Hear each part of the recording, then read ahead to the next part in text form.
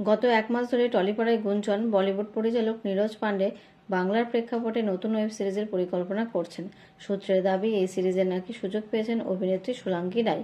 এর আগে খাকি the Bihar chapter তৈরি করেছিলেন নীরজ। এবার কলকাতার প্রেক্ষাপটে পুলিশের গল্প।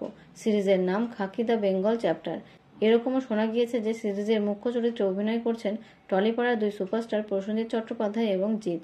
অন্যদিকে পরমব্রত চট্টোপাধ্যায় এবং শাশ্বত চট্টোপাধ্যায়ের কাছেও নাকি প্রস্তাব গিয়েছে, যদিও তা নিয়ে আপাতত কেউই কোনো রকমের মন্তব্য করতে নারাজ। তবে এরকম বড় বাজেটের সিরিজে টলিপাড়ার প্রথম সারির অভিনেতাদের মধ্যে সোলাঙ্কির উপস্থিতিকে ইতিবাচক দিক হিসেবেই দেখছে ইন্ডাস্ট্রির একাংশ। ইছেনদী ধারাবাহিকের মাধ্যমে প্রথম দর্শকের নজরে আসেন সোলাঙ্কি। তারপর সময়ের সঙ্গে সঙ্গে ধারাবাহিক থেকে তিনি সিনেমায় পা রাখেন। বাবা, বেবি ও এবং শহরের উষ্ণতম দিনে ছবিতে তার অভিনয় প্রশংসিত হয়েছে। আপাতত ছবি এবং ওয়েব সিরিজের কাজেই তিনি মনোনিবেশ করেছেন। অভিনেত্রী ঘন ঘন মুম্বাই যাতায়াত বেড়েছে। নিয়মিত অডিশনও দেন।